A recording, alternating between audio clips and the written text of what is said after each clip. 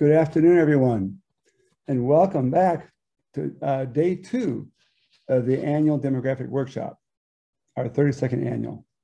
My name is Dowell Myers, and I'm here to begin the day. Wait, more people are running in. I see them in the back there.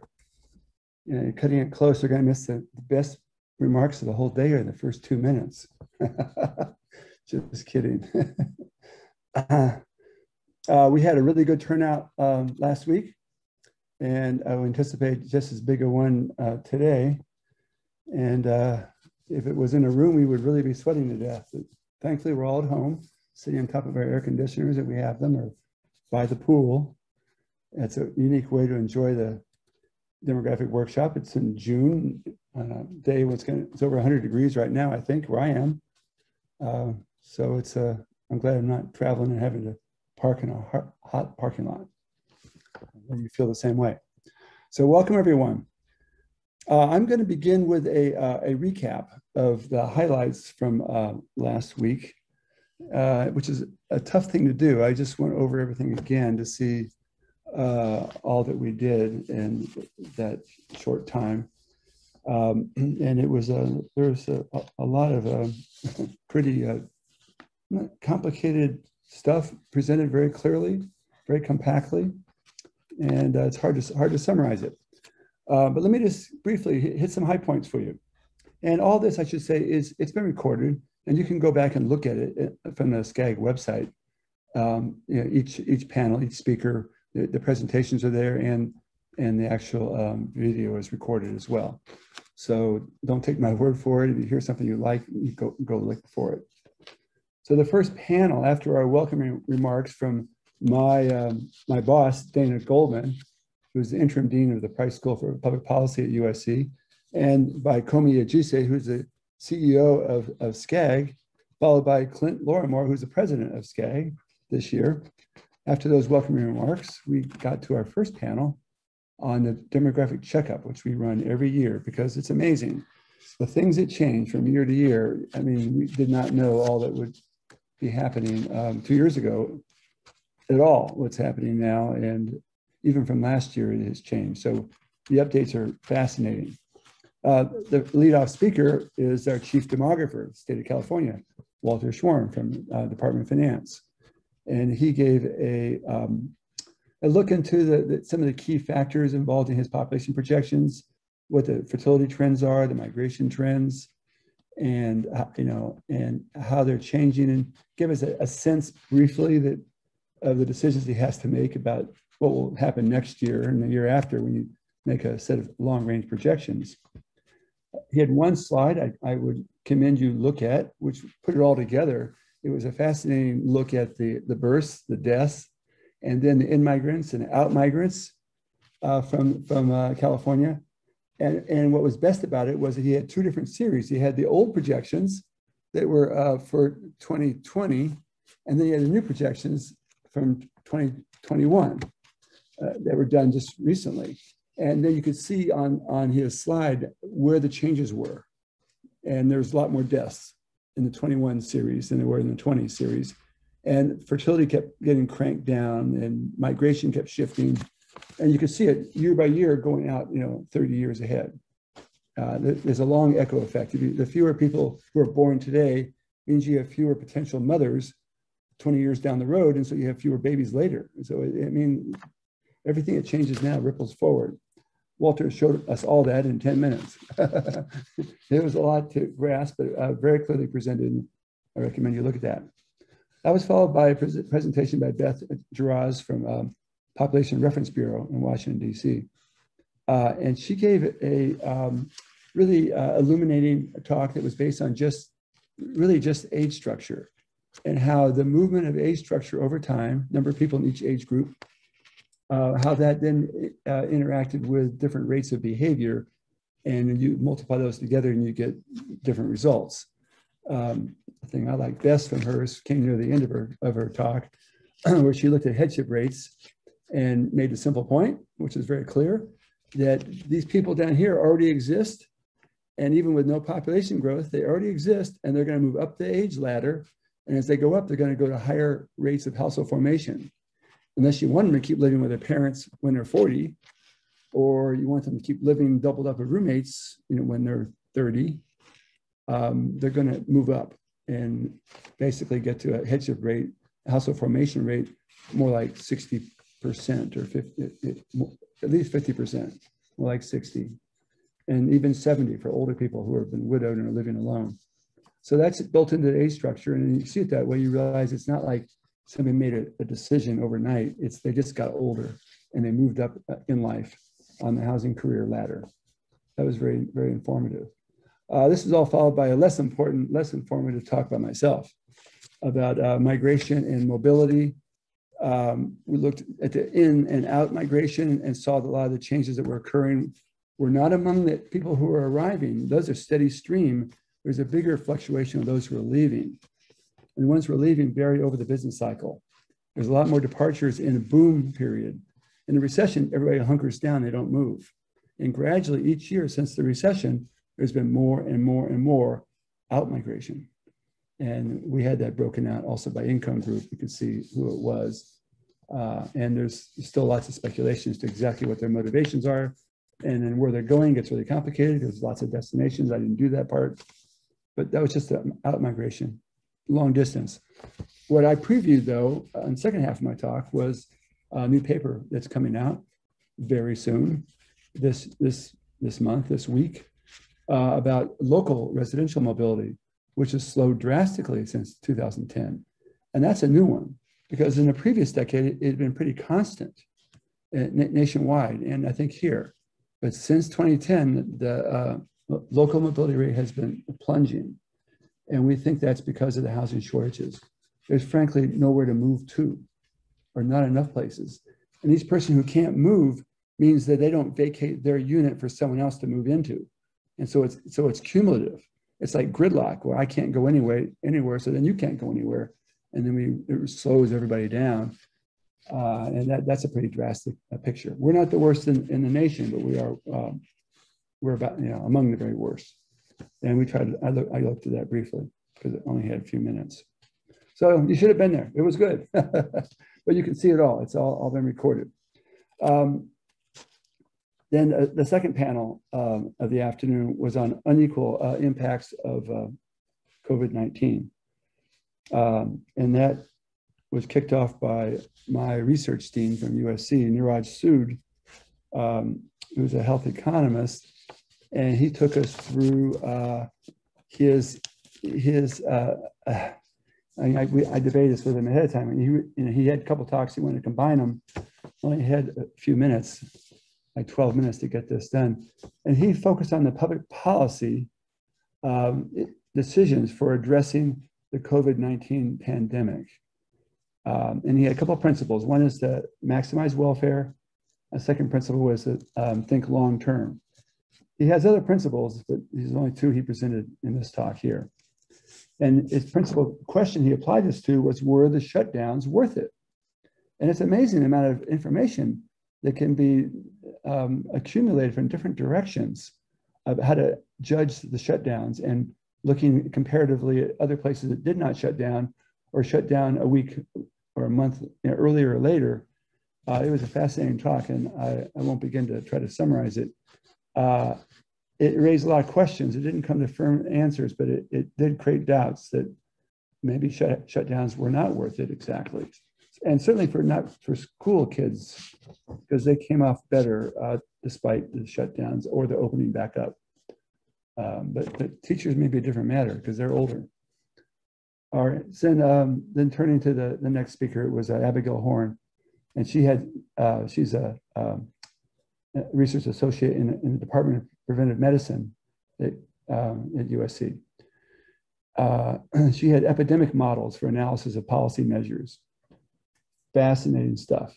The dynamics of infections, then hospitalizations, and then death, and how that varies depending on the risk of people who are at risk.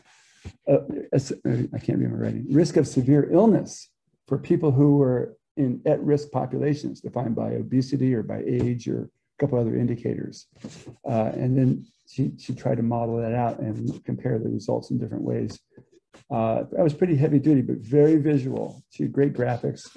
And I think, well, a lot of it's on the PowerPoint too. You can see it there or on the video above. Then last was Jung Ho Park in the Price School of Public Policy. He was a postdoc there. And Jung Ho was talking about the Census Bureau's Household Pulse Survey. It's a new survey started with last spring with the pandemic. The idea was to get quick results. Like, so they conduct it every 2 weeks and they get the results back in 2 weeks. So that's unprecedented. I mean, other surveys, the results come back in 6 months, you know, or some are longer. But this was like, it's a short survey, asks really punchy questions. And they have a number of different things. It's not just about, are you ill or not? Have you been vaccinated or not? But are you suffering from income loss? Any hardships? Are you suffering from school, you know, having your kids at home for schooling? Are you suffering from rent problems? Have you missed the rent payment? Is your housing precarious? Just a number of these. And he showed that in general, gave a great overview of the scope of it, but then he showed at the end of his about the racial disparities in these hardships as they accumulate. And there is a very big gap, as you might imagine, a 3-to-1 gap between African Americans and white respondents, and Latinos are about almost as bad as African Americans on that. Yeah, go check it. A minute left. Left, okay. Our moderator was Jennifer Unger. She led the discussion after that. That was a pretty, she's from preventive medicine also at Keck, and very, very experienced, and she it was great discussion. That would have to be on the video to see that. Then finally, we had the roundtables in the afternoon, just to wrap up. Fennis Reed from DOF led a roundtable about custom small area estimates. Then that was followed also simultaneously, I should say, by Marissa Prass from Housing Community Development, talking about implementing AB 686, which is affirmatively furthering fair housing. That's a very important, bold initiative derived from the Obama initiative earlier administration. And then Donald Bentz and Luis Castillo from Census Bureau presented about data products and tools you can use to develop better understanding of small communities. So these 3 roundtables, these really give the name of the workshop to the whole conference. And they're really hands-on, in-depth, lots of discussion. We have three different ones for today.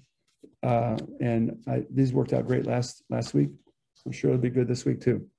So my time is up. I'm going to have to jump away. So thank you for that alert, Kevin. Kevin Kane is one of the co-organizers of the event with John Cho and myself, co-conspirators. And we've all been working over this thing for since January, right? All right. So today's part 2. My immediate pleasure is to introduce our leadoff speaker, and who better to have that speech delivered by than somebody from the Census Bureau, somebody who knows what's happening. And Jamie Christie is our guy. Jamie Christie has probably attended more of the annual demographic workshops than any other speaker, I think, because he's been a sponsor since he was the director of the Los Angeles Regional Office. And now he's been promoted to Washington, D.C. work. He's the assistant director for field operations. And this directorate employs a lot of people. If anybody's looking for a job, 11,000 people during non-census years. But recently, I don't know how he does this, he's been in charge of 500,000 workers. It's a veritable army. Most of them are home-based interviewers located in every county of the nation, including DC and also Puerto Rico. So previously, Jamie, as I said, was the director of the Census Bureau's Los Angeles Regional Office. And that job, he had the pleasure of supervising 7 states, including Alaska, but also Hawaii and other Western states.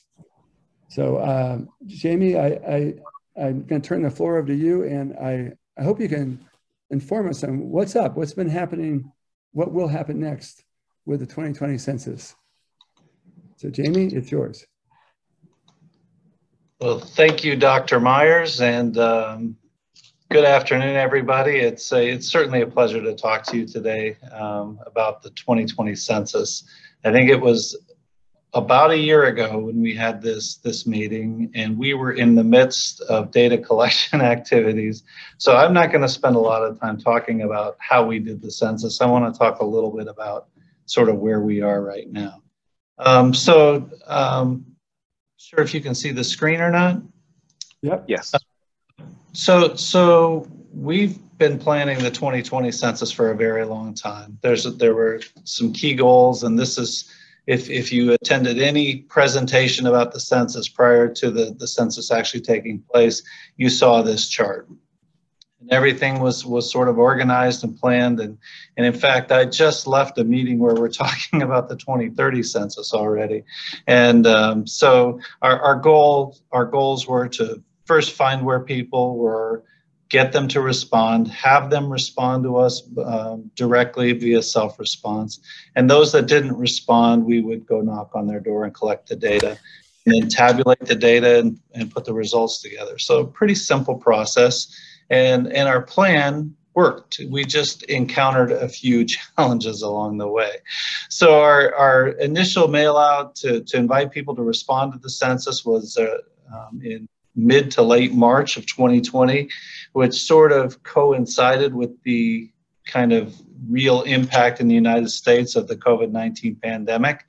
And so we made some pretty significant adjustments to the data collection process and subsequently the tabulation process. So our original plan was to wrap up data collection activities in July. That ended up getting extended into October. And since then, we've been organizing the data and getting it ready for publication. But we were extraordinarily pleased with the response rates that we got from the American public. Even with everything going on, we had some of our highest response rates that we've ever had, in large part because we introduced a new layer of technology.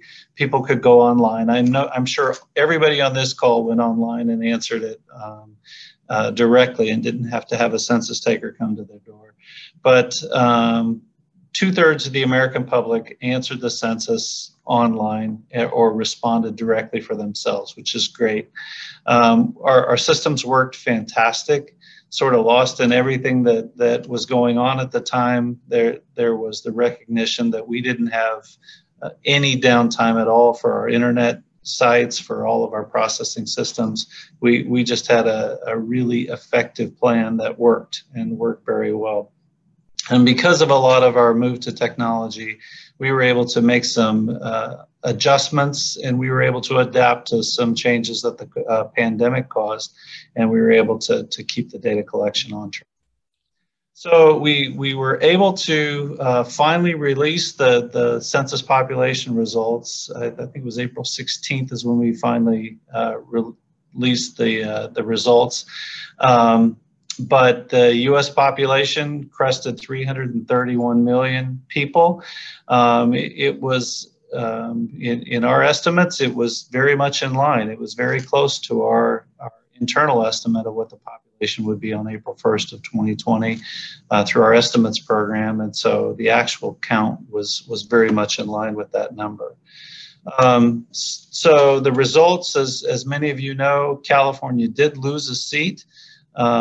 We saw the redistribution of the House of Representatives as a result of the 2020 census sort of make some changes. There were some very close margins, which just seems to be the nature of how things go, to have close margins in anything that involves numbers. But both New York and Minnesota were on the knife edge of either losing extra seats or not losing a seat or gaining a seat. But these were the actual results based on how we do the apportionment. What wasn't a big surprise is that the largest state remained California. The smallest state remains the state of Wyoming. but was a little bit of a surprise was the fastest growing state was Utah. Nevada and Idaho seemed to be vying for that top spot, but Utah actually became the largest growth state between the 2 decades. And then West Virginia actually lost population between 2010 and 2020. So the trends were kind of interesting, and there's a lot more detailed analysis on trends that I'm sure many of you have already looked at. So what's next for us? We are getting ready to produce the redistricting data.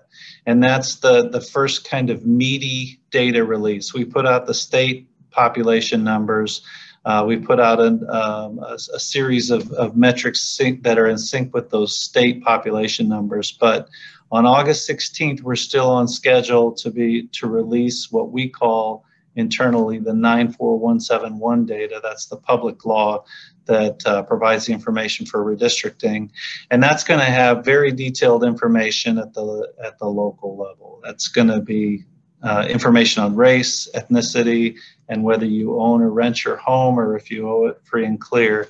And that will have the counts at very small geographic levels. We'll release it on August 16th the way that we've done it in the past. It's going to be sort of technical files that we'll put up on an FTP site. Following that, we will begin releasing a series of more user-friendly population totals and analysis through the end of September. And then subsequent to that, there will be a number of releases that we'll provide. So things like, what are the 5 largest cities in the United States, or what are the 5 largest counties in a state? That kind of information will be producing. But this is the data that I think most people are interested in seeing, because it will provide insights at the local level, and certainly throughout California, it will be very informative. One of the questions we often get is, how are you making sure that you're protecting people's information? So it's required by law that we protect people's personal information, and it's getting more of a challenge to do that as more data is available.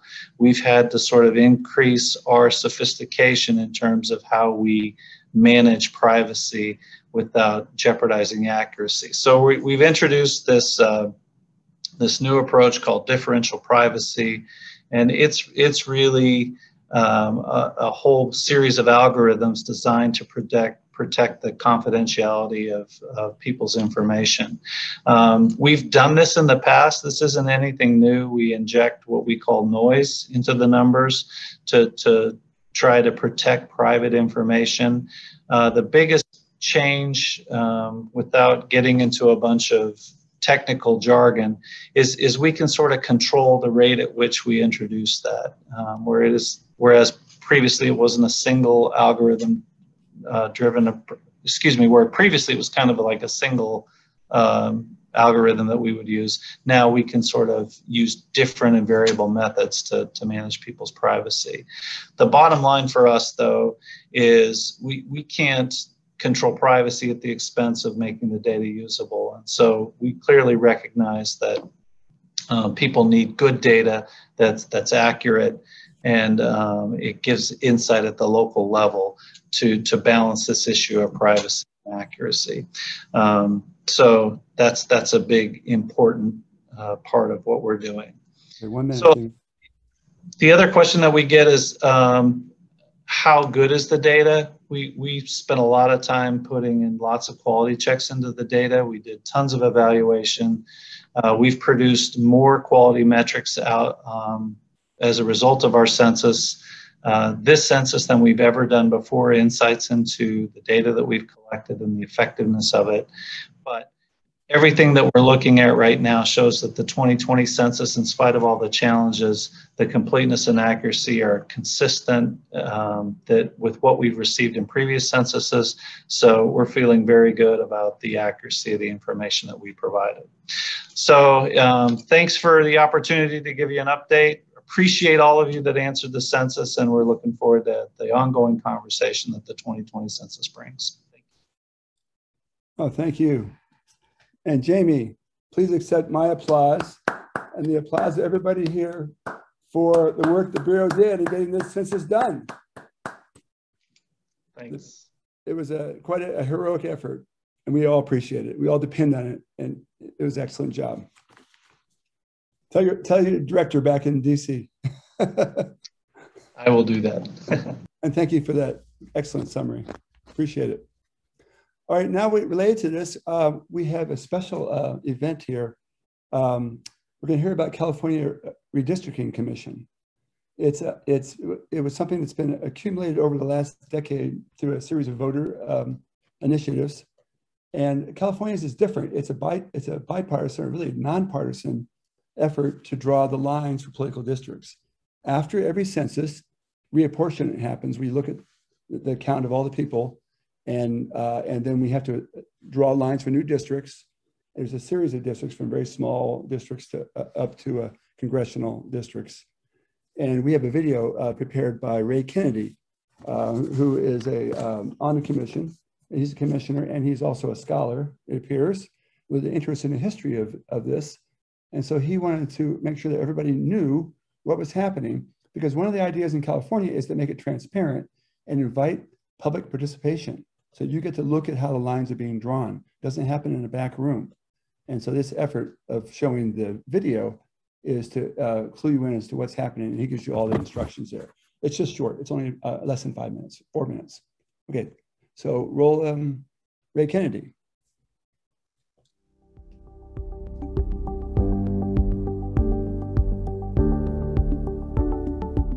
Good afternoon. I'm Ray Kennedy, one of the 14 commissioners selected to serve on the 2020 California Citizens Redistricting Commission. The application and selection process administered by the State Auditor's Office was designed to produce a commission that is independent from legislative influence and reasonably reflective of the state's diversity. There are 7 of us from Southern California, 7 from Northern California. There are 8 women and 6 men. We range in ages from our 30s to our 60s, and we're equally as diverse in our opinions and experiences. Redistricting is based on the idea that each of our voices should be represented fairly through districts that have the same number of people. Census results are used to draw new maps every 10 years to account for the ways that the populations have changed and moved across the states and the districts. And while there's been a lot of focus on California having lost a seat in Congress, the population shifts within the state will also be a major factor in drawing new districts. As recently as 2000, California's legislators drew the lines, but in 2008, the voters passed Proposition 11, authorizing the creation of an independent commission to draw new district lines for the state Senate, state Assembly, and state Board of Equalization. In 2010, Proposition 20 added the drawing of California's congressional districts to the Commission's mandate. California's Constitution includes a set of criteria for us to apply, in this order, in drawing the new maps. First, districts must be of nearly equal population to comply with the U.S. Constitution. Second, districts must comply with the Voting Rights Act to ensure that minorities have a fair opportunity to elect representatives of their choice. Third, districts must be drawn contiguously so that all parts of the district are connected to each other. Fourth, districts must minimize the division of counties, cities, neighborhoods, and communities of interest to the extent possible. Fifth, districts should be geographically compact, such that nearby areas of population are not bypassed for more distant populations. And finally, where practicable, each Senate district should consist of 2 complete and adjacent Assembly districts, and Board of Equalization districts should consist of 10 complete and adjacent state Senate districts. In addition to those criteria, the place of residence of any incumbent or political candidate may not be considered in the creation of a map, and districts may not be drawn for the purpose of favoring or discriminating against an incumbent political candidate or political party. We can obtain the city and county information from those jurisdictions, but we need the neighborhood and communities of interest information from Californians directly. We invite Californians to get involved in the redistricting process by providing their input today at drawmycacommunity.org or through our public input sessions, which will start on June 10th and extend through early September. We're also happy to receive input in writing by email to votersfirstact crc.ca.gov or by postal mail to our office in Sacramento. Language access is important to the Commission, and we've taken steps to ensure that language is not a barrier to participation in this process. Our information materials have been translated into Spanish, Chinese, both traditional and simplified, Vietnamese, Tagalog, Korean, Armenian, Farsi, Arabic, Russian, Japanese, Punjabi, and Khmer, and we'll be happy to arrange for interpretation at any event with 5 days' notice. Once the state receives the redistricting data from the census later this year, we'll shift to holding public mapping sessions in order to develop our preliminary draft maps for the public to review. To reconcile the Commission's schedule with the delay in the 2020 census, the California Supreme Court extended the deadline for the Commission to submit its maps to December 15th, as long as the census results are received by the state no later than July 31st. If they arrive later, as we now expect them to, our deadline will be shifted by the same number of days as that additional delay. To stay up to date with the Commission's work, please visit our website at wedrawthelinesca.org or follow us on social media at wedrawthelinesca. Thank you. Thank you, Ray. And thank you to the Commission for contributing that informative video. I now have the pleasure of introducing the person who's going to introduce our keynote speaker. This person is the Director of Planning at Southern California Association of Governments, Sarah Jepson. And Sarah reminds us and reminds me that SCAG is the nation's largest metropolitan planning organization. Her responsibilities include developing and updating the regional transportation plan and sustainable community strategy, which is a long-range blueprint that identifies projects and strategies to address the region's transportation challenges. And she also oversees the regional housing needs assessment process, as well as the federal transportation improvement program and some environmental programs as well. That's a pretty broad portfolio. And I think that Sarah is going to be with us the rest of the afternoon. And we're very fortunate because of her depth and breadth of experience. So Sarah, I turn the floor over to you.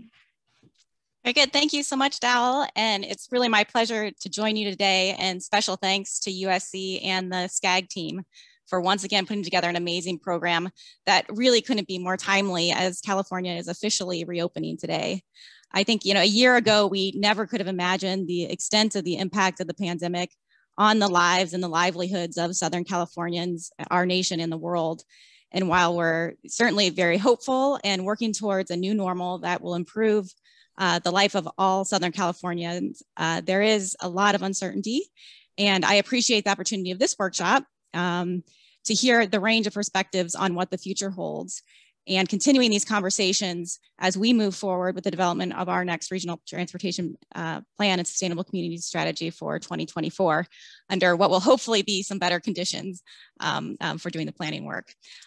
With that, it's my pleasure as we start the conversations today to introduce our keynote speaker, Tiffany Chu, to speak on the post-pandemic city. Tiffany Chu is a designer, planner, and the former CEO and co-founder of Remix, and now a senior vice president at VIA. She was named in Forbes 30 Under 30, LinkedIn's New Wave of Leaders Under 35, Curb's Young Guns, and more. Remix is a collaborative software platform for transportation decision-making and has been recognized for furthering sustainability and equity in the field, and a tool we use at SCAG. And Remix was acquired by VIA in March 2021. Tiffany served as commissioner of the San Francisco Department of the Environment and sits on the city's Congestion Pricing Policy Advisory Committee. And previously, Tiffany was a fellow at Code for America and is alum of Y Combinator. Tiffany has a background in architecture and urban planning from MIT. We've been fortunate to have Tiffany join us at SCAG on several occasions to share her perspective on the changing nature of cities based on her extensive work with transportation data and as a planner. Thank you so much again, Tiffany, for joining us here today. Hi, Sarah. Hi, Dell. Hi, everyone. Sarah, thank you for such a warm welcome. It is my pleasure to be back with the SCAG family, and I'm really excited about the topic that I'm planning to share with you all today throughout my keynote, which is about the post-pandemic city. I think it actually is quite fitting for today. It's almost like a celebration of sorts. So I invite you all to join me on a journey of looking back at the past year and our learnings, and hopefully establish a bit of a 10,000 foot altitude before we dive down into kind of the more implementation focused details of the rest of the program.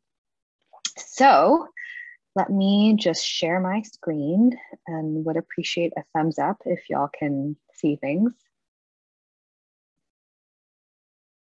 Okay, great.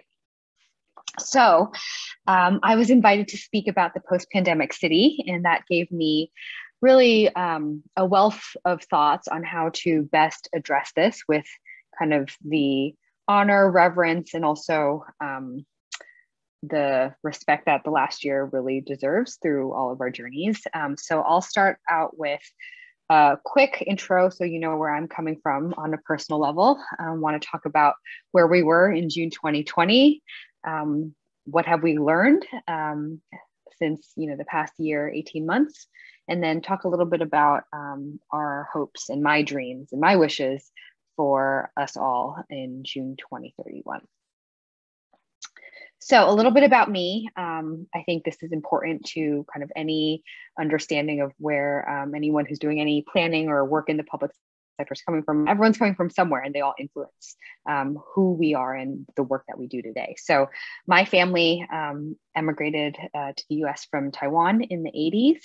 I spent a good deal of my childhood in a very dense part of New York in Flushing, where a lot of immigrants collected themselves and decide to, build community while figuring out their next steps in this country. And then I would say I really did spend the majority of my growing up years in very, very suburban New Jersey, where actually I am today, hanging out at my parents' house. So a little bit about the Remix journey, so you have context as to how this all fits in. Moved to San Francisco to do a nonprofit fellowship with Code for America. Remix was a side project that completely emerged from that. And before we knew it, we were helping hundreds of transit agencies in cities, about 400 now, basically do all of a bunch of their planning work, from planning public transit to designing safer streets to helping them manage their shared micromobility projects. Zooming in a little bit, want to do a quick shout out to some of our longtime partners in the SCAG region. Thank you for believing in us when we were 4 people in a basement. So that's all context as to sharing my perspective of where we were in June 2020. So let's all rewind back to that time when I think I was still probably bringing my groceries home and like spraying them with Lysol. I think that hopefully that phase of our lives is over. I think one of the most salient memories I have of that point in time was all of these headlines that had been just emerging and popping out on the internet. Every single time one of these articles came out about the death of the city, or COVID killing cities, or cities are losing their allure, what's happening next? I think I got a text message from my dad talking about how great the suburbs were and how I should probably come back home. And this really made me reflect on kind of what are the different values of why people live in cities versus not in cities, and how does COVID impact each of them. So, I mean, we were in a very dire state. There were articles like this from, NPR, basically frightening everybody from taking public transit, even though there was no scientific basis on whether or not transit was safer than really any other type of activity you might be doing.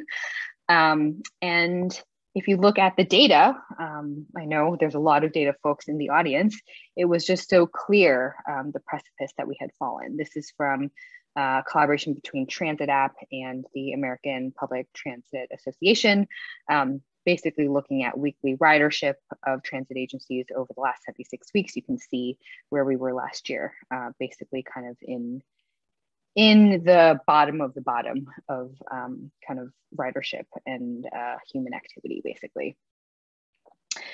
Here is actually a very illustrative GIF that we pulled from Remix's work with the SFMTA.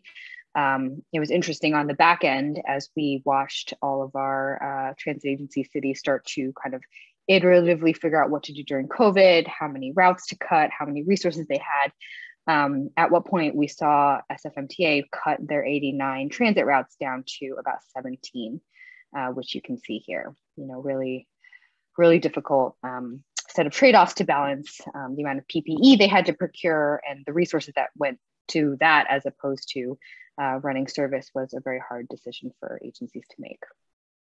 Now, it was terrible, and in many places it still is. I do want to give a nod to some of the silver linings that have happened since June 2020, which is, I would say the transportation community really did come together and start to share their responses and best practices of how they've been dealing with COVID.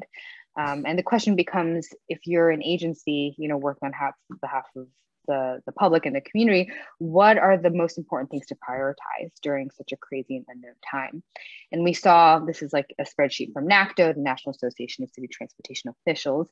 They started to collect a database of all the different types of things and experiments that cities were doing to try to combat ways to keep the community moving and while still being social distanced. And they put out this really quite amazing guide called Streets for Pandemic Response and Recovery. And the reason why I think this is so important is it becomes not just, you know, a situation where everybody is grasping at whatever tiny resource we have to move forward, but it's more around positioning this moment as an opportunity for us to rethink what kind of city do we want in the future as we start to try to recover from this.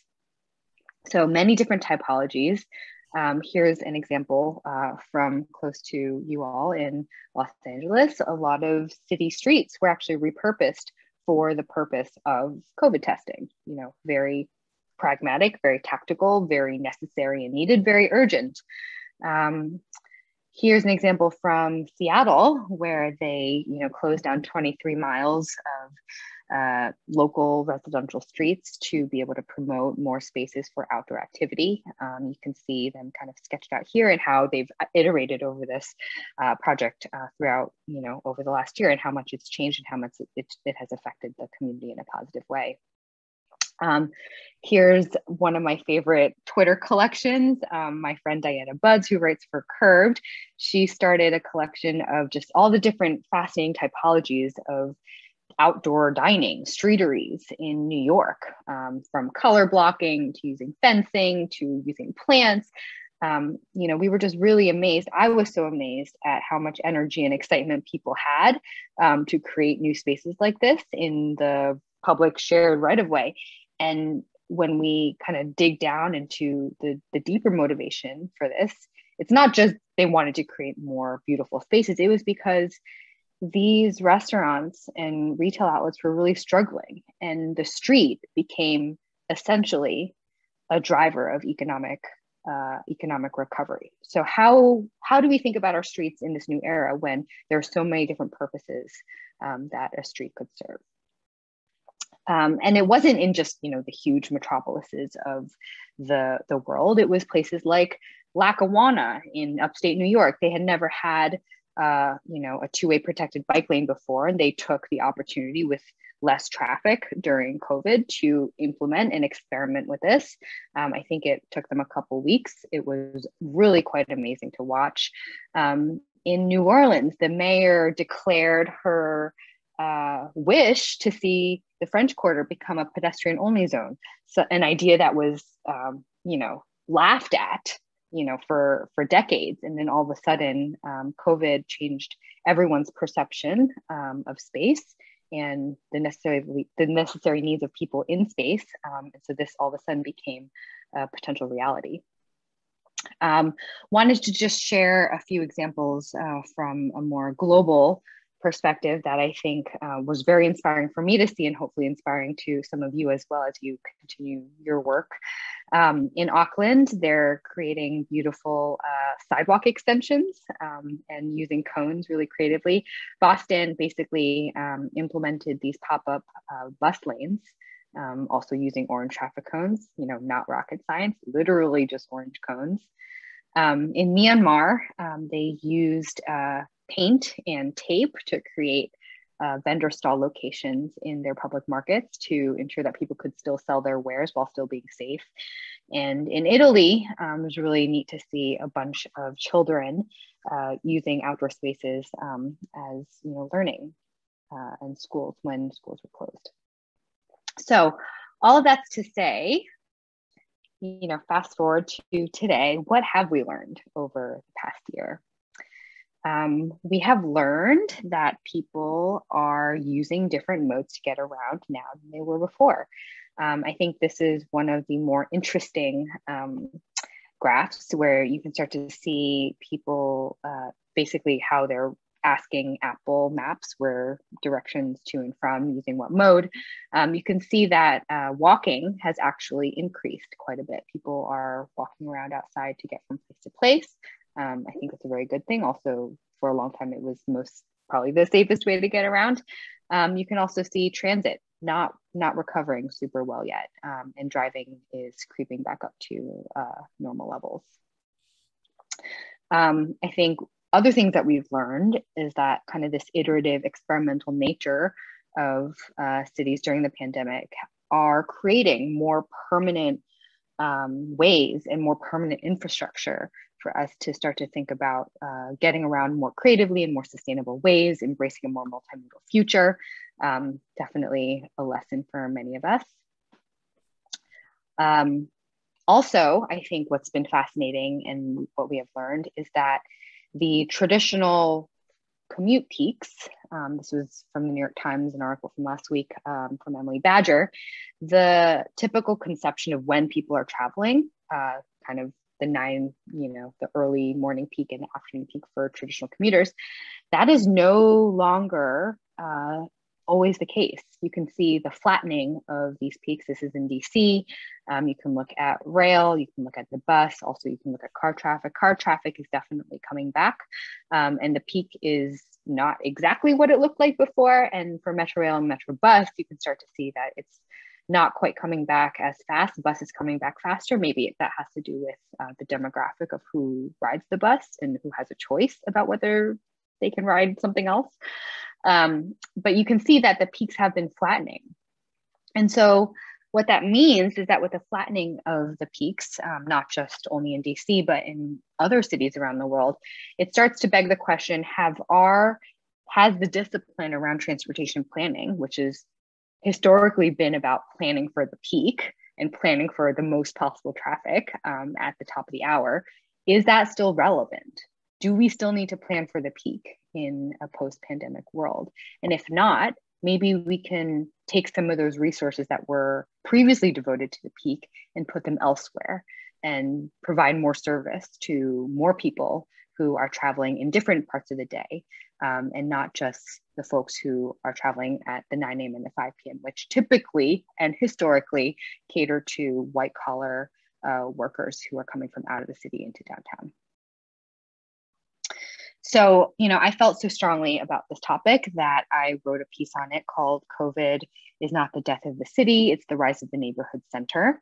And I think what we've seen kind of behind the scenes at Remix and the hundreds of cities we work with is that this flattening of the peak basically tells us that cities must start to invest in a travel pattern that's been long neglected, and that's the neighborhood trip. So if some of you aren't familiar, this is a concept that's near and dear to my heart called the 15-minute city, or the 15-minute community, however you want to adapt it to your world. And the concept is that if you have a 15-minute city or community, almost everything that you need is within a 15-minute walk, bike ride, or potentially transit ride. And you don't necessarily need to be tethered to a single occupancy car to be able to get to your needs. And that is kind of the concept behind what it means to build more livable cities and communities for lots of planners around the world who've been thinking about this concept and how it applies to COVID specifically.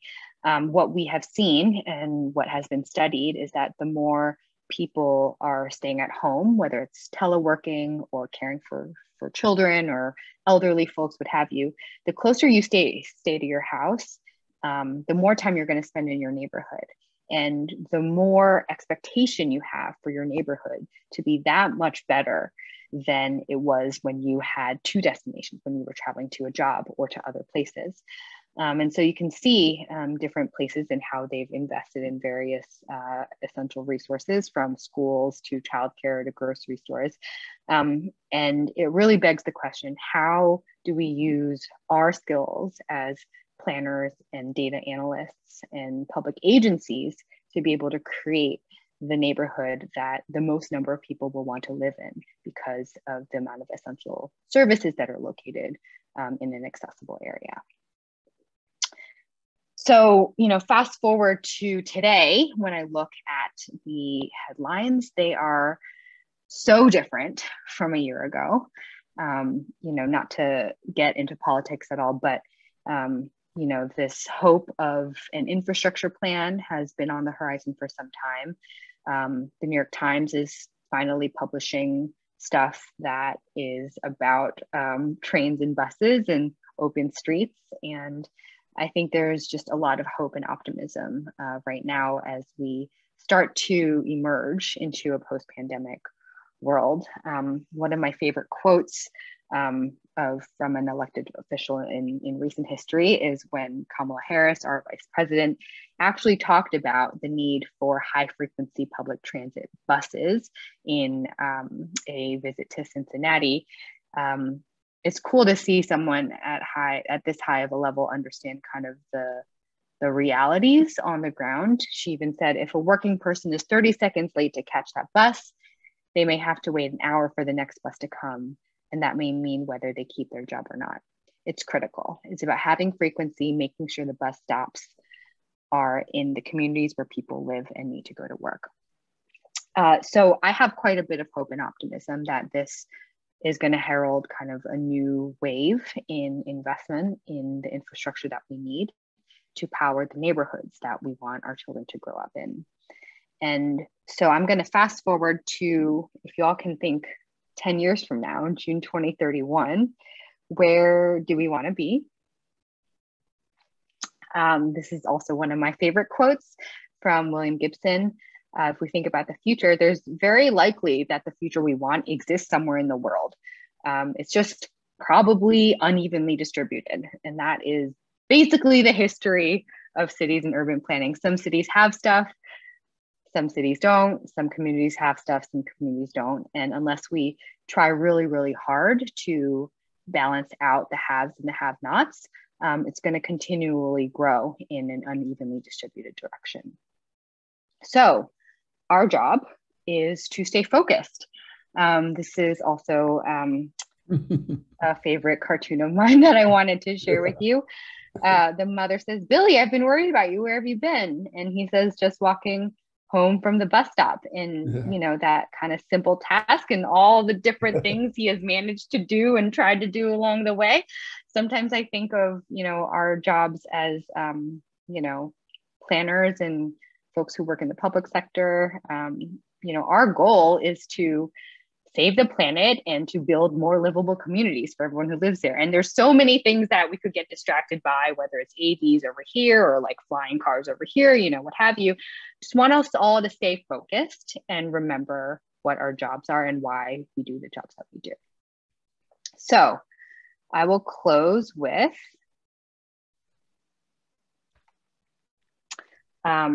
there are three types of people. There are those people who make things happen, those who watch things happen, and those who wonder what happened. And I'd like to invite everyone to think about this and decide which one of these three types of people you want to be and how you will take that into your job and your day-to-day moving forward in building more livable communities. Thank you.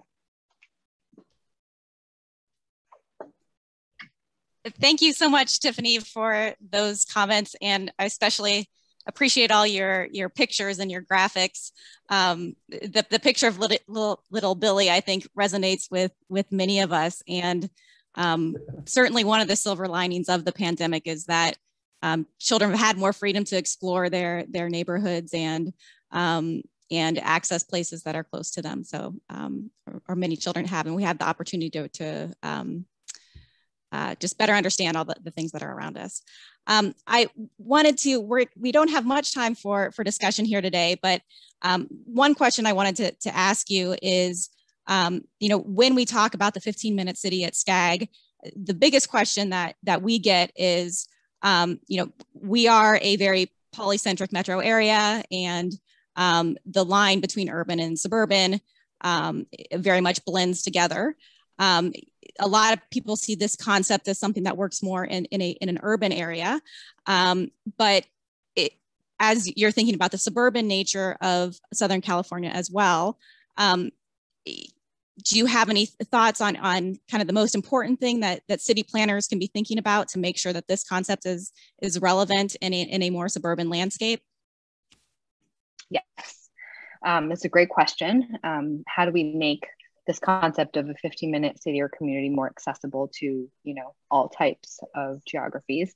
I think one way to think about it is one very clear concept that, we've learned throughout urban geography is that when people are able to do lots of things in a place that is fairly close together, it is just more efficient. So in terms of thinking about land use and like where you put retail corridors, where you put restaurants, where you put health and human services, if there's like a clustering mentality, and it doesn't need to be like a city cluster, just, maybe like a main street or a downtown, or kind of encouraging development along a certain corridor where there's, frequent transit. All of these are kind of small tactics that add up to, much bigger livability implications that can apply to a community of any size, really. If you think about kind of the towns that people really enjoy walking around, like why do they enjoy walking around? It's because there's like places to walk to. You can like get coffee over here and then stop by the pharmacy and then go to the park where your kids are playing, and all of them are within some sort of walkable distance. How can we start to design our communities or retrofit some of them so that there's more multitudes of uses in a small amount of space so that people can gather and feel like there's community? Great, thank you. And one more question I just want to pull from the chat that I think is somewhat related as we're thinking about clusters and more compact communities. Is there any quantification on the economic multipliers of the 15-minute community? And do chambers of commerce see benefits in this type of approach? Ooh, great question. So I don't have like a quantitative analysis in my back pocket, but I will say the mayor of Paris recently won her mayoral re-election campaign based on the 15-minute city, and her staff have put up a whole beautiful website about the concept and a lot of resources attached to it. I think some of it is in French, but you can probably translate it on the internet. So there's a lot of resources there around the amount of economic activity they're seeing where this has been implemented. So I think there is also a close tie between walkability and increased profits in local businesses. That is undeniable in a number of research studies. So I would recommend that you look in those directions too. Okay, well, thank you very much, Tiffany, for getting us started here this morning or this afternoon. And I think it's a great kickoff to more discussions we're going to have here on the post-pandemic city. So thanks so much for the opening comments. Yes, thank you, Tiffany. That was terrific. Thank you. I'm a little bit worried though about what kind of person am I though? I'm an academic. I argue about what happened. I'm thinking hard about your three choices. That's a really good point for us to take away. Sarah, can we ask you to stay on and moderate the next panel here too? Sure. Yeah, so it's my pleasure also to be able to dive a little bit deeper into this topic and to moderate a panel on the post-pandemic workforce, transportation, and housing with an esteemed panel of experts to offer some perspectives on whether the pandemic rapidly accelerated an already anticipated trend and whether these changes will be transitory or lasting. We're going to start off with opening comments by each of our panelists, followed by a Q&A. And I would encourage the audience to put their questions in the webinar Q&A, and we will try to get to as many of those as possible. To make sure that we're saving time for the Q&A, Kevin Kane will help us keep track of time and will provide each of our panelists with a 2-minute warning. You'll see his face pop up. In order to save time too, I'm not going to go through the full bios of each of our panelists. They are in your program, but I just want to provide a brief intro and to each of them before we get started. So our first presenter is going to be Amber Chiata, the Senior Vice President and Director of Research at Jones, Lang, and LaSalle. She will be followed by Randall Lewis, the Executive Vice President and Principal at the Lewis Operating Corporation. And finally, we will wrap up with Dal Myers, of course, the Professor and Director of Population Dynamics Research Group at USC. So without further ado, and again, to save time for the discussion, I'm going to hand it over to Amber. Thank you so much, Sarah. Okay, I'm going to go ahead and share my screen, and I'm just going to start us off with a quick 10-minute update on what's going on with the future of the office. And so as I get into this, let me tell you a little bit about me and what JLL does. So we are a global commercial real estate firm, so we work with occupiers of office space all across the globe. And so obviously the last year has been a very interesting one for us in our business, but also as a researcher in commercial real estate, it's also been one of the most fascinating years of my career because I think, you know, we've had a lot of discussion at the conference about demographics and migration of people. And I thought Tiffany's presentation was phenomenal because it really talked about what does the city look like post-pandemic. And I think with offices, we all think about the skyline in the various cities, that there are people working in those offices. But for the last year, people were not typically working in those offices. And so it's really brought up a lot of questions around what happens post-pandemic? How does the re-entry into the office space look? And what happens when you've had skilled workers working at home in front of a computer for the last year and a half, balancing work and life and children and schooling, which wasn't easy by any means. But you've also, you know, there have been new habits that have been created. So there are a lot of questions around what happens post-pandemic. Are we returning to the office? What does that look like? So today's presentation is going to really focus on that aspect of the post-pandemic city.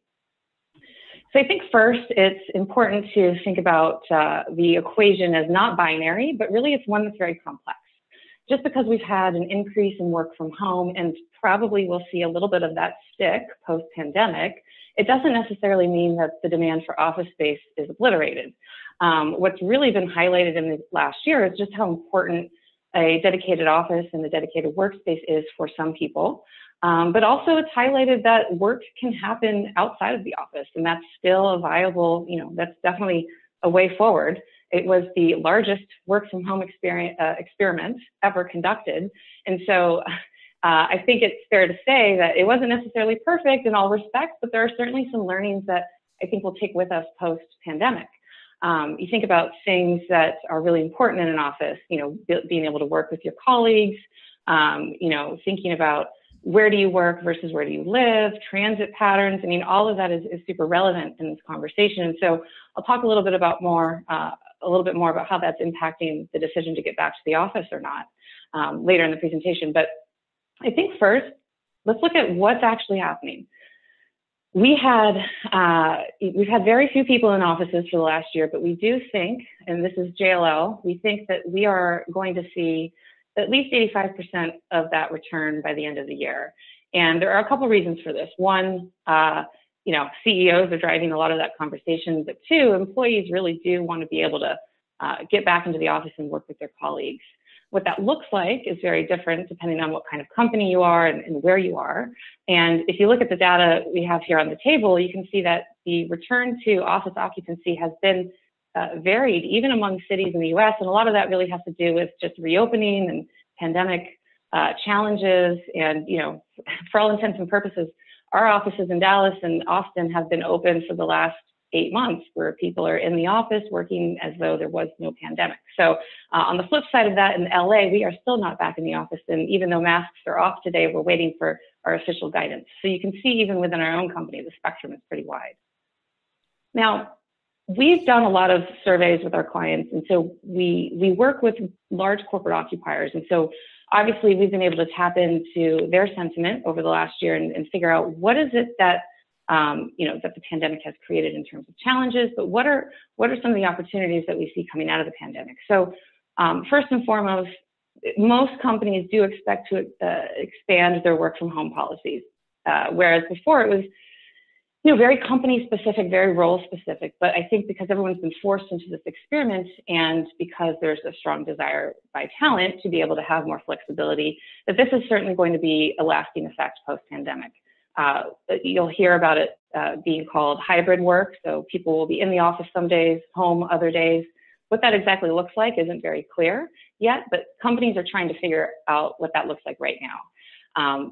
Now, overwhelmingly, 94% of employees do want to return to the office. Now, that doesn't mean every single day, but there is certainly a strong desire to get back into work with your colleagues. And the number one reason for this is because the culture diminishes over time. The less time you're spending together, and when you're hiring people virtually, you're not really able to build that same company culture that you might have in the office. So thinking about what does this look like across the spectrum? So this is a slide that's very busy, but I think it gives you a pretty good idea of just how non-standard the return to office plan looks like for all of these companies. You've got on the left companies that are a little bit more office centric, and these are based on publicly made statements. Netflix is a great example for Southern California. They are the second largest occupier in Southern California of office space, and their CEO, Reed Hastings, has been very vocal about wanting to return to the office. Now, Netflix is also a highly creative industry, and I think, you know, there's obviously benefits working together and collaborating, so that's driving some of that desire there. On the complete opposite side of that, you've got startups like Cameo, which is the app that you can send your friend a happy birthday message from your favorite pop star or whatever. They're going for fully remote, but the nature of their business doesn't really require that they need to be together. And I think part of it too, for some of these tech companies, is a grab for talent, because if you're saying that you will allow for more remote work, well, then you have a better advantage in capturing some of that talent. And you know, the talent wars are real, and they're heating up. So I think that that's going to be something you hear a lot more from companies as they try to make accommodations to attract the right talent into the company. So I want to talk a little bit about migration, and I won't go too deep into this, but there's been a lot of conversation in the last 6 months, really earlier this year especially, about companies migrating out of California, contending with high business costs, looking for talent and labor in other markets. And really, this isn't a trend that's just in California. We've been seeing this across markets. New York migration down to Florida was certainly something that we saw a little bit of last year. But a lot of this, you know, a lot of these major moves were moves that were planned pre-pandemic. So they weren't necessarily a result of, but they were in some cases accelerated by the pandemic, because not only were our companies thinking about where can I grow and expand and capture more talent, but talent too has obviously been migrating, and the Sunbelt markets have been a huge benefactor of this. And you know, I think we all know the reasons why, right? There are certainly business tax advantages in other states. Some of these states have continued to improve on the quality of life as they continue to build out their cities and amenities. There's more affordable housing in a lot of these places, and that's really what's driving the conversation around talent. The reason this is important, because as it relates to the office, is because, you know, people are sitting in offices working, and we get a lot of questions from clients that are growing. You know, is there an exodus out of California? Should I be looking at other markets? Where is all the talent going? And so these are questions that both talent and companies are asking. Now, in California, I think that this trend isn't new. Now, this is not the census demographic data, which we all know is the best. But this is actually looking at Atlas van line data. So based on folks who are able to afford a moving van and move out of state. So it's certainly a subset of the population, but I think it does highlight the skilled workforce and the movement between in and out of California over the last 30 years. And what's interesting is that it really cycles with economic cycles here. You can see where the manufacturing decline occurred in the mid-90s. You can see where the run-up to the .com happened and people were moving in to get their fortunes, and then the ultimate bust that happened afterwards. And then, you know, we saw some pretty steady net migration into California that tracked pretty closely along with the phenomenal growth that we've seen in the last 10 years. But you can see as affordability got more challenging that the net migration out continued. Now, during the pandemic, we don't have too many markers in real time of what happened about the movement of people, but we do know that based on apartment rents, which is this chart here, that there is certainly a divergence between the suburban and the urban areas in each of these major metros. And Los Angeles here would include Orange County because this is the MSA level. So, I mean, it's clear that people were leaving their small apartments or their urban centers to get more, to be able to have more space, perhaps at a lower rent. All the amenities that they were promised moving into the big city suddenly were no longer available. So there are a lot of reasons for this, but it certainly is something that kind of points to what is it that people were doing? What is it that talent's doing? And so that's obviously really important to the office because most of our office is concentrated in city centers. So I think just to kind of close this out, because I know I only have a few more minutes, what happens next? What's the future of work look like? Well, we know that at the end of the day, the office will continue to maintain its importance as the center place of business for the most part. Some companies will have more flexible work arrangements, but at the end of the day, they're not getting rid of office space. In fact, most of the companies that we've surveyed expect that they'll have exactly the same amount of office space post-pandemic. Some are going to shrink a little bit and some will grow a little bit. And a good example of this is, you know, Google, a public company that's just huge. They are still planning to move into their huge space in West LA next year, adding about 5,000 jobs. During the pandemic, they acquired land in Silicon Valley. They've acquired land in Atlanta. They are clearly doubling down on their need for offices. So, you know, that's just one anecdote of many companies and what they're doing, but it's almost like there's a disconnect between what company CEOs are saying about flexible work arrangements, what labor and talent wants to do in terms of their flexibility, and what's really going to happen. And I think that we're going to see how that ultimately plays out post-pandemic because the answer isn't clear yet. I won't go into detail on this, and this is in everyone's packet, but you know, there are a lot of reasons why the office is important, and I touched on a few of them, but really it's the culture, the collaboration, the ability to attract talent. What we've seen is companies that have better office space are having a much easier time with getting people back into the office. If your home office is better than your previous office, then it's going to be a tough sell. And so that's what companies are contending with as well right now. And then just finally on the last slide, you know, we really, as a company that deals in commercial real estate, of course, we really do really care about what happens with the future of office demand. So this is a little bit of a busy slide, but I think the key takeaways here are overall, we do expect that there will be more work from home that will probably create about a 10% decline in folks who are in the office over the next 5 years. And, you know, but coupled with that, we're also going to see job growth. The economy is coming out of this pandemic, I think, better than most of us expected.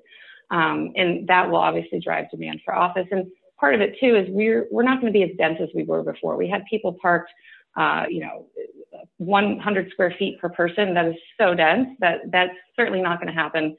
Sort of like the parklets that Tiffany highlighted earlier. I think the need for space and the desire to be able to accommodate that, we're not going to see this drive for this really close-in space anymore. And part of it too is that there's this desire for more collaboration space. So that certainly is going to create more demand.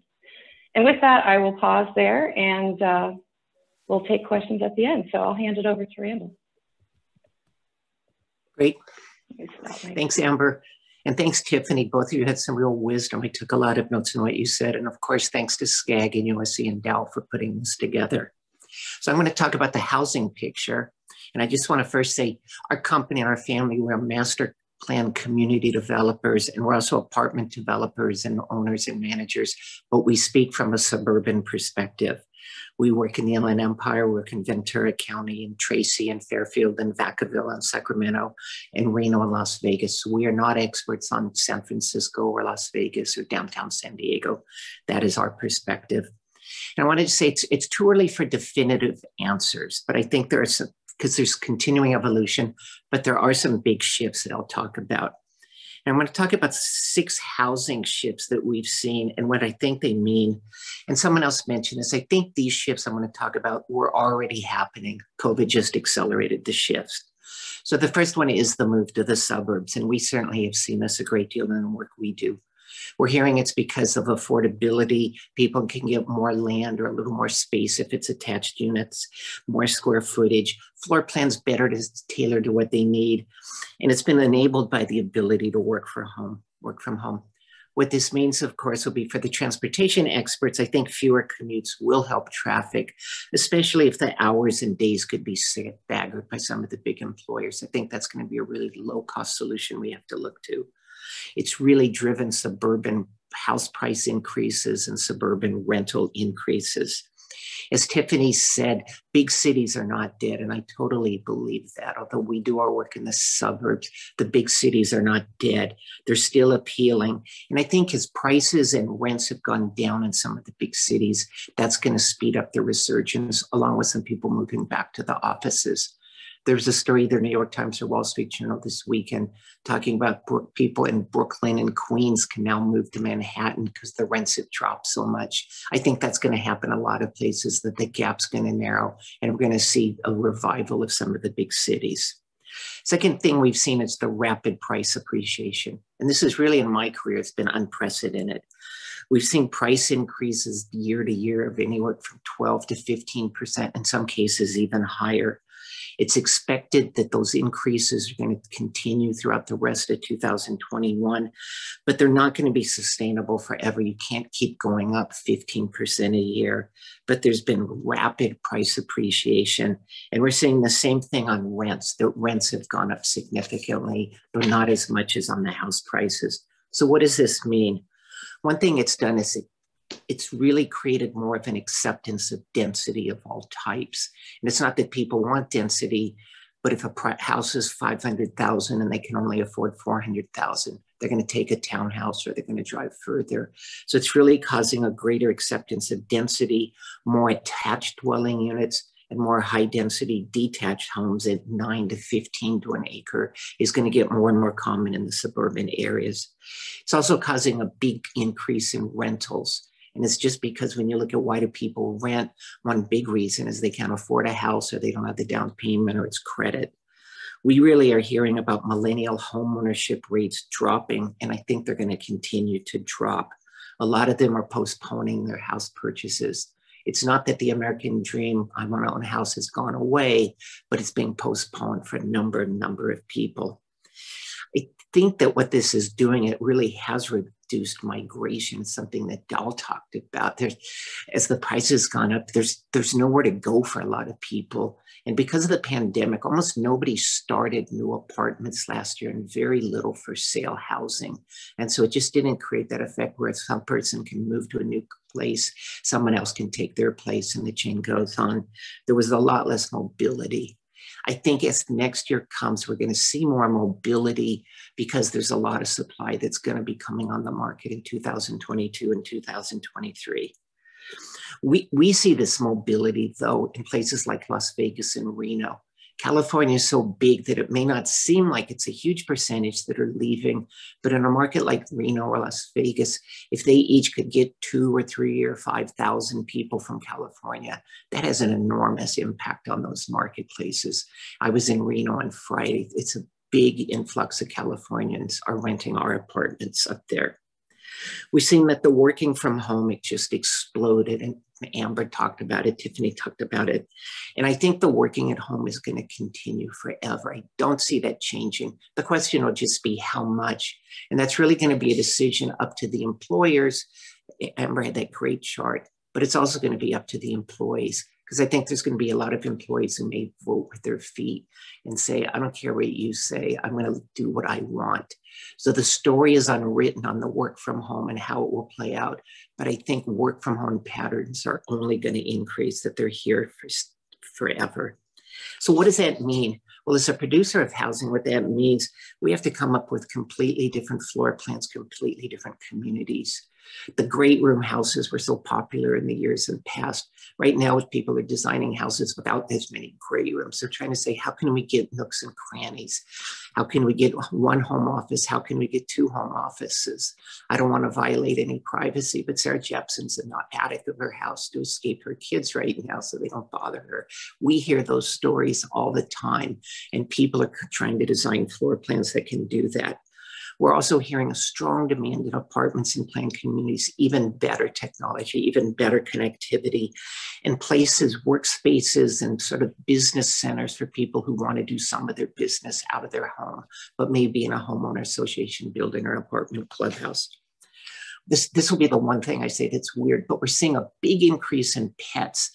And we were told, especially dogs, we were told that this happened just as more people were staying home. It was easier to have a dog. And in almost all of our communities, when we check, we have more dogs than we have children in virtually every community that we have. So what does that mean?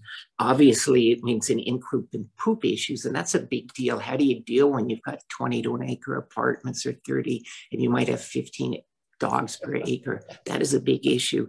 But it also means there's going to be an increase in services such as dog watching, dog walking, dog grooming, and how to take care of pets during vacations. If I had more time, I would have added to that package lockers and bicycles and what you do. But those are things that were accelerated during COVID that we as developers have to be thinking about: pets and bicycles and package acceptance. We think there's going to be a significant shift in more rentals being built of all types, and especially single family rentals or homes that have characteristics of single family. This is a dramatic shift that's attracting tens of billions of dollars of capital. Now, what does that mean? One thing I mean, I believe it's going to actually result in a better quality of life for the people who move into those communities or developments, because they're getting homes designed for the way they want to live. Not everyone wants to live in a 3 or 4 story apartment with people above them and below them. I think there's going to be better quality of life. And a lot of the single family stock that's rented now is rented by mom and pops, and it's not professional management. So I think those are good things. A bad thing is this increase in rentals makes it harder and harder for people to accumulate wealth. One of the things SCAG has done some great work on is we need to focus on income and how to narrow income gaps. We also need to focus on wealth. And I think wealth creation and rentals is going to be a challenge for all of us in California. We're going to see that housing is much better designed for the changing demographics and lifestyles. And this was just accelerated by COVID. I think we had more time to think about it, but the developers were working on this anyways. As a group, the developers are not as good as other industries at how to target design, but we're getting a lot smarter. And so I think you're going to see more floor plans tied into what people are, how they want to live, more multi-generational suites. You're going to see the home redefined as more than a place to live. It's going to be a place to work, a place to learn, a place to be educated, a place to play, a place to be entertained. And it's going to be a place with a greater role in childcare and adult care. So to close, I think housing in a post-pandemic world, it's going to be really interesting. We know that buyer and renter needs have forever changed and are constantly evolving. We're going to see more emphasis on elements not typically considered part of the housing equation, things such as health, placemaking, exposure to nature, security, 18-hour lifestyles, and building that sense of community we all crave. These are really exciting times to be housing producers. All of the rules are changing, and it's forcing us to be more creative than ever. The future is bright for housing, and I think we're all going to play an important role in housing Californians in the future. Thank you. And Dal, you're up. Well, that's inspiring, Randall. Thank you. Are you all seeing my screen yet? Not yet. No. Not yet. Oh boy. Let's go back. Okay, let me go back. Sorry, everybody. What happened there, Edward? I thought I was set up for that. I did it. I'll do it again. Okay. While Dial is setting up here, I just encourage you all to put your questions in the chat. I got to go back again. I have to reshare, apparently. Let me share my screen again. I shared it before, but I guess it didn't work. All right.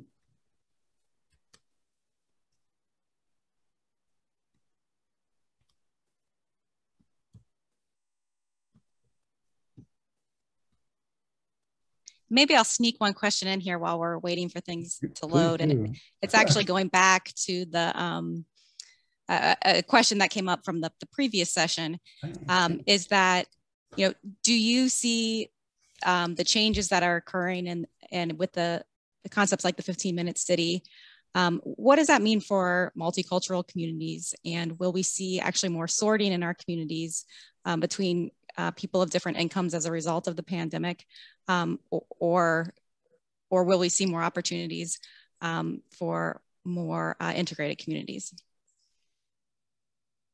It's probably best for Tiffany. Actually, I don't think I'm not sure if she's still on.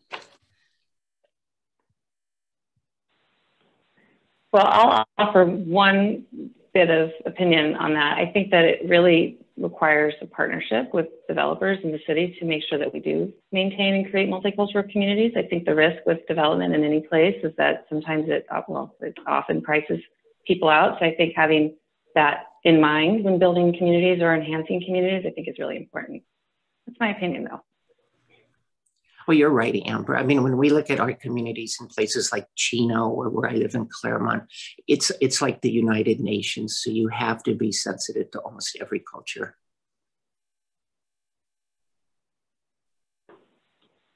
Great. You can thank see you. it now. That looks great. Yeah. Oh, is it? I need to hear that. That was good. Yeah. You're all set. I can't get my own picture, so I don't know. All right. What is the trend after 2021?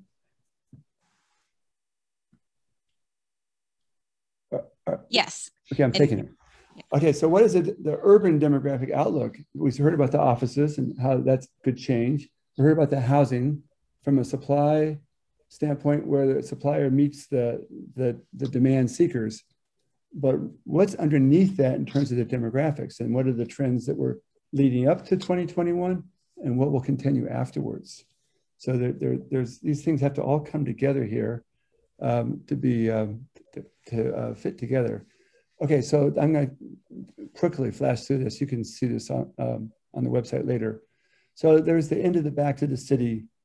That was interesting. What happened? It was established pre-pandemic, as Randall and others have already said. I borrowed these data here, this picture here from Brookings, report by William Fry. I highly recommend it. It came out in June. And so there was a strong annual growth in cities each year, like 1% roughly growth per year. That's what it looked like. But then for these smaller cities, it dropped off pretty much in the last half of the decade. And in the larger sizes, it dropped out even more. And in the big cities, it went in the tank. It went negative for the last 2 years. So this is all pre-pandemic. This is underway. And I'm going to give you the theory behind this, what was going on with millennials. But I just want to show you that. Here's some individual cities. LA had a decline, but not as bad as New York. The big cities were dropping off. They were strong in the beginning of the decade, and then they dropped off. Here's 3 Bay Area cities, and they're all pretty synchronized with one oddity, which is Oakland. Oakland went up here because I think it caught refugees from San Francisco. They went across the bridge and landed in Oakland, but otherwise they're pretty synchronized. Well, that's the Bay Area picture. You want to see Southern California picture? Not so synchronized. The white dot line is for Riverside City, and it really isn't declining that much at all. Santa Ana is like a central city and heading downward. Most of them are sloping downward. LA, of course, is the blue line. It went negative, but it's pretty much a lot more different, in the Southern California cities. I have San Diego in here too. That's the orange line at the top here.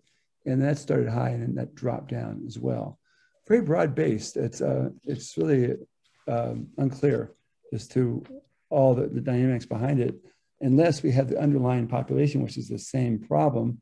So here's a growth shift was outward to suburban region of the large metros. This is from Bill Fry also. And this highlights that early in the decade, there was a faster growth in the primary cities, that's the central cities, than there was in the suburbs for 3 years in a row. And this is the period when people thought, aha, the urbanists were overjoyed. Back to the city. We've been waiting for this forever. People finally got their right minds about them. The recession is over and the cities are booming. And we have more diversity in cities because we have more white folks moving into cities to join minorities. And so the cities are really the promised land for 3 years. I wrote a peak millennial paper in 2015, and it came out in 2016. I said, this can't last for reasons I'll explain. And here is the last 5 years. And now, whoa, the central cities have dropped. The suburbs are gaining. But how's that possible? They're both dropping. So then let me just look at one more slide. I think this is from Fry also. This is a pretty useful one. This is about, I gave it the title, the domestic migration is leaving the urban core and moving to suburban. So the gray line at the top here is natural increase, births minus deaths, sloping downhill in both the cities and the suburbs. And then the orange line is international migration, which boomed a little bit in the recovery, and then Trump administration put the kibosh on that and it went down. And so it's positive though, in city and suburb. The big difference is the domestic migration, people moving from place to place within the US. And this could be from LA to Riverside County. This could be from San Francisco to Oakland. And so the urban counties lost population. Oh yeah, one more to click here. And the suburban counties gained it, a big reversal. And so these people then are going to have to find housing when they move out there.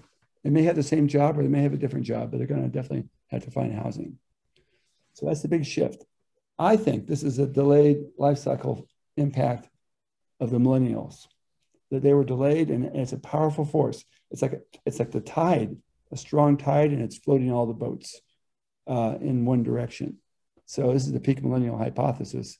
And I'm just going to take you back to basic demography here. The most basic, I'm counting babies. This is the babies born each year in America. And the peak millennial year is 1990. It's also the peak in California, as well as the US. And it really is a peak. And I shaded in the other millennial cohorts. Here's the Gen X, is these runty cohorts down here, excuse me. They're very small, like 3 million. And that's a big factor. It's always neglected. They were so small. When they hit the housing market, it was weak. And then along come the peak millennial cohorts, and they're like gargantuan. And how much bigger are they? Well, they're like 32% bigger. That's it. And that really walloped the cities hard. And so in age 25, they're going to be age 25 in 2015. And currently they're 31. And these ages are very significant. It's not just people, it's people of a certain age, a certain life stage, and they're getting older inexorably. And that's what's driving a lot of this. It was happening before the pandemic, and in the pandemic, more of them jumped. They were sort of rooted to Brooklyn. I've seen the stories. And then now they live in New Jersey suburbs and they love it. They never would have gotten out of Brooklyn if it hadn't been for some kick in the pants. And that's what it was. So then what happens is that there's not enough room for these millennials. They're all coming of age. And so what happened was their household formation rates got crunched downward. And the question is whether that's a preference, that they love to double up, or the housing stock just wasn't big enough to hold them all. And so the people who were at the youngest age are the newest entrants, and they're last in line, and they had to make the adjustment by doubling up, living with their parents, living with roommates, doing other things. And they did that in the city more so than elsewhere. So that's what that dynamic looks like. Here's the homeownership trend. Now, Randall said something different, but maybe we can reconcile that. he said homeownership was declining. It had been declining for young people in the US, and then it rose. And age 35, 34, even more so. It rebounded after 2017. It started to rise, not a lot, but it's rising finally. Well, maybe Randall's right, because in LA County, it's still going down. And even in the older ages, there's no rise. We're not getting any liftoff. I think it's just that they can't find places they can afford, and they can't afford them because there's not enough stock and limited supply, and the price gets bid up. High bidder wins, low bidder, go back to your apartment. And I've seen people do this repeatedly. 10 weeks in a row, they come back in tears because they got beat out. Their contract was beat out again and again and again. But there is that movement to rebound now, and people realize, hey, you can make money in homeownership. I wish I would have done it. I heard this yesterday from somebody who was saying she was amazed that people are regretting they didn't buy homes earlier. I said, well, we told them, now's the time to do it. So, end result, according to the peak millennial hypothesis, the millennials were born more numerous in California and else everywhere in the nation.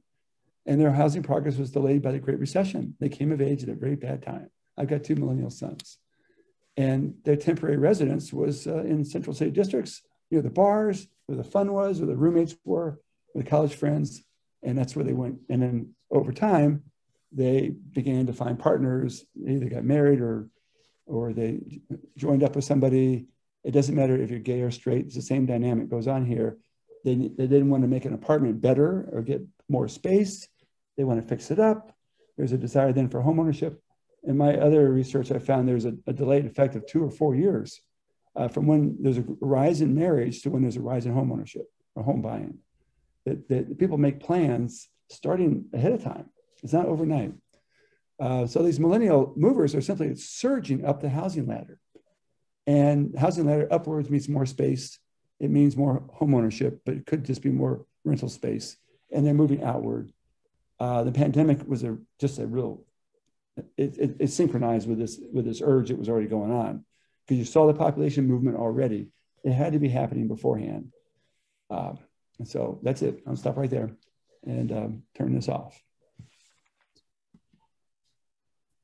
Very good. Thank you, Dal, for the presentation. We do have some time for questions. So please go ahead and enter those in the chat if you have them.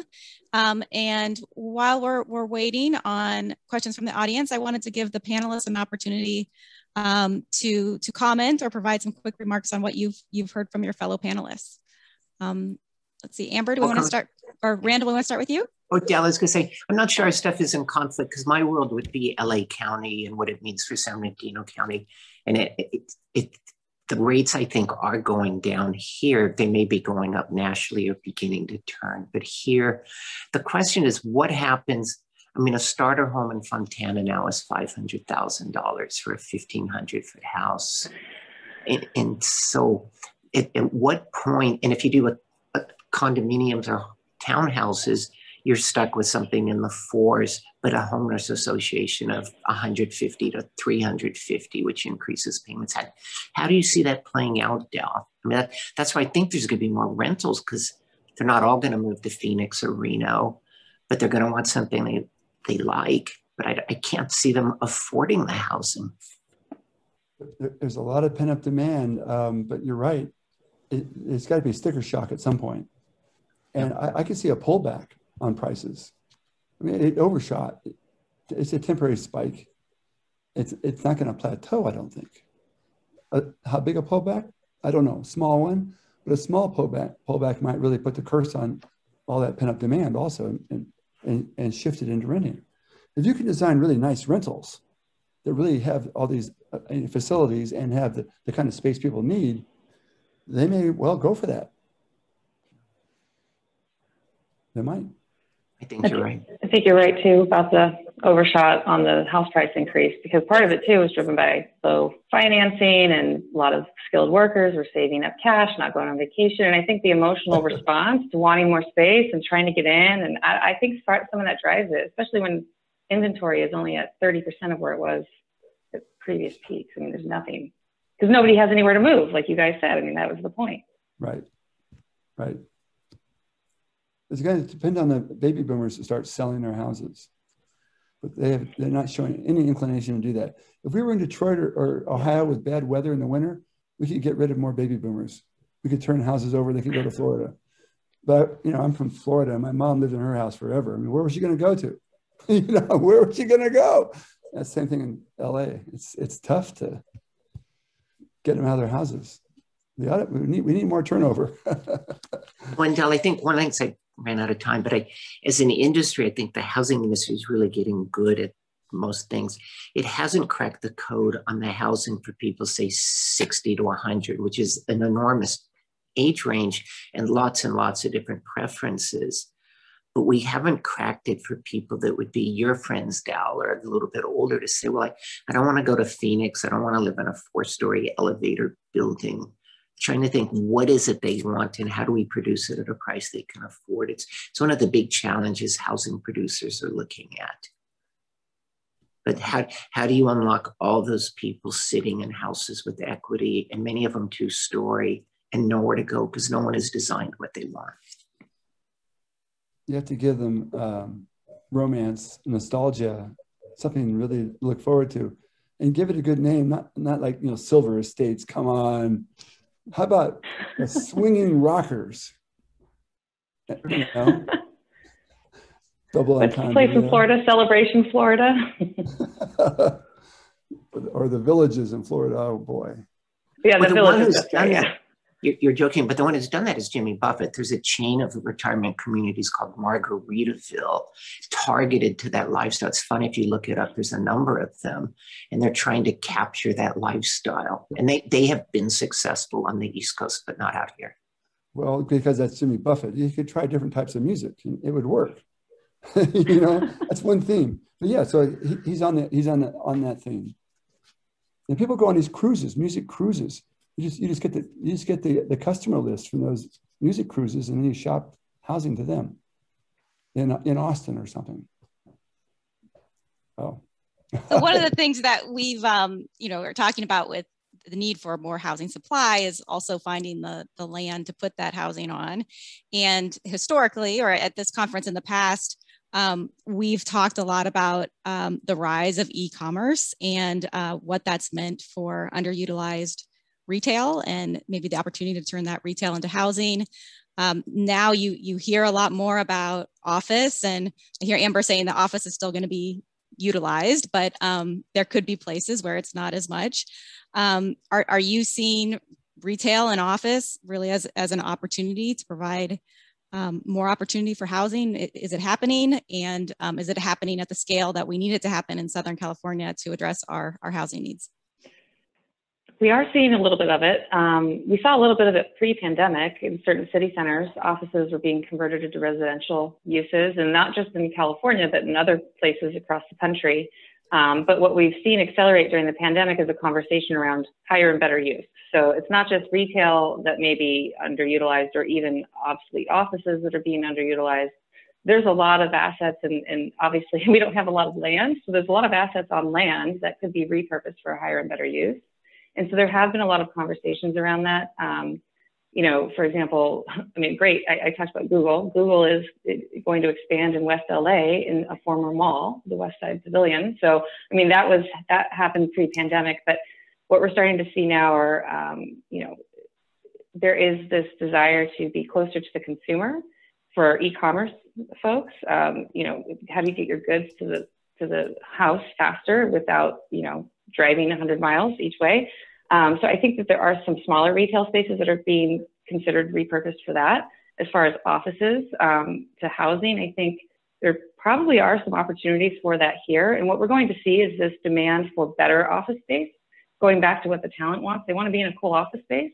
And companies that want to have an office-centric culture, they're going to have to create that if they don't have it now. And I think probably about 20% of our office stock in Southern California is aged out. It either isn't green anymore, or it isn't electrically, there's a lot of upgrades needed, or it just isn't viable. So there is definitely opportunity to do that. And I would encourage people to consider those higher and better uses. So Amber, let me follow up on your response there. So do you think that then the millennials or Generation Z behind them, whatever it is, do they have a different idea of what's a cool office space? I mean, would you theme it differently? Like maybe popcorn for older workers, but you would have something different for younger workers? Have you thought about that? Or it's like the Google's vacation, you know, think about Google and, you know, 15 years ago, they were kind of like the head of this, right? We've got a cool cafeteria, 5 different buffet lines you can choose from. You can do your laundry here, daycare here, everything.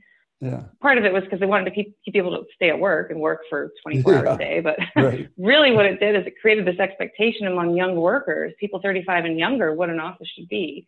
But that doesn't mean everybody's office is like that. You know, old law firm is going to have a very typical beige office, whereas, you know, Riot Games or Blizzard will have like a really cool video game type office. So it doesn't necessarily mean, you know, some of it depends on the industry, but it also speaks a lot to the kind of talent they're trying to attract. So I think, yes, Gen Z, and, you know, there's conversations around, I don't want to be in my father's office. Like, what does that mean though? You know, does it mean you don't want to be in a high rise, or you don't want to be in a beige building, or like, because at the end of the day, Well, how many companies sponsor in-house daycare? Not enough, actually. That's something that I recently gotten a question about that, and I wanted to dig a little bit deeper with some of the folks I work with who work with these big corporate occupiers. We know that childcare was a huge issue during the pandemic, and that was something that a lot of companies accommodated for.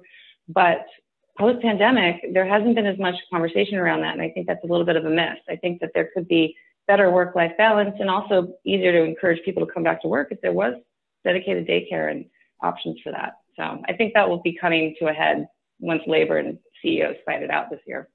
Well, if they have extra space left over on the lease, they could repurpose it that way. And yeah. Keep us posted on that. I'd like to know. I will. I know it's a big issue. Yeah.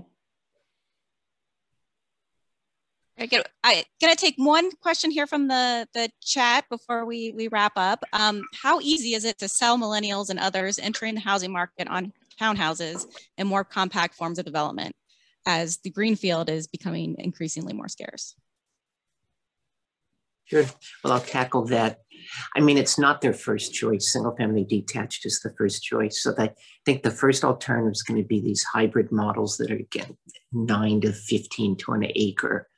When you get above that, if they can't afford it or the city wouldn't allow it, then you have to go to a townhouse. And it is harder, partially because of these high homeowners association fees that go with them.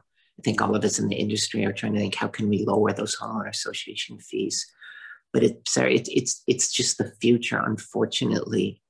When I look in Chino now, which is closer in than Fontana, I mean, townhouses there are $550,000 to $650,000, and it's just because the houses are $700,000. So it's just being forced on them.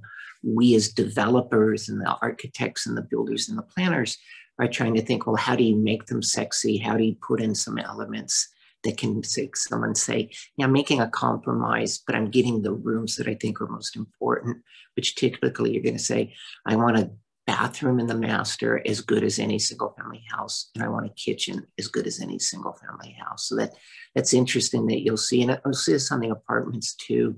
They're really emphasizing the kitchens and the master bathrooms and walk-in closets, of course.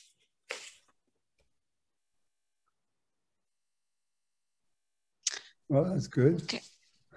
So I think we're needing to wrap up here, so we can get on with the other sessions of the day. But really want to thank all of you for your presentations and the good conversation. I think what we did here is that a lot of the trends that we saw, or things that we saw happening during the pandemic, were really trends that were already underway that might have been accelerated, and seems like you see many of those things continuing as we move out of the pandemic and into the in the future for the post-pandemic city. So appreciate again your perspectives today, and I think we all are excited to see how the future plays out, and we'll continue to touch base with you about what you are seeing out there in office and retail and in housing. So thanks so much today for your participation. Thanks, Sarah. Thanks, Dale. Thanks, Sarah. Thank you so much. So coming up next, after a short break here, we're going to go to the roundtables. And this is at 3:45, we'll resume, reconvene there. And I just wanted to just give you the highlights of what the three choices are. Oh, they're on the screen for you right there. And the web link is in the chat, I believe, also. Kevin has supplied that, and it was in the email. So that first one with Mary Pritchard is always interesting to me. I mean, public schools really reflect the demographics, and we saw big changes first back in 2005 before anybody else knew what was happening. You could see it in schools, and they were early harbingers. And it's a very tough thing to project when you're the harbinger, right? You want to follow some other trend. But Mary, she's got big experience in this, and be an excellent. That's an excellent roundtable. Then we had the COVID fiscal impacts, the fiscal impact, I should say, of COVID on California's local governments, led by an up-and-coming assistant professor here in Occidental, Seva Rodnyansky, who I happen to know well from class at USC. And this work is really related to transportation planning and fiscal planning, both, I think. And that's when I might have to sit on that one because I don't know enough about it. But I've heard from the SCAG people, they're talking about that. And Andre Commandon, a postdoctoral scholar, is going to be contributing there also. He's a postdoc at USC Price. Then the third roundtable is led by two of SCAG's stalwarts, Kevin Kane and Tom Vo, introducing or reviewing SCAG's latest planning tools. There's three or four of them there that would be useful for people to use in practice. And that would be a great workshop. So here's the problem always. How do you choose? There's a smorgasbord. Pick your main one, and then you may have a chance to actually drop in on the other one later. So you want to copy down the addresses for all three. Each has a different web link, and that way you can come back to a different one than you start off with, because I know they're all enticing. So anyhow, so we'll break now and reconvene at 3:45.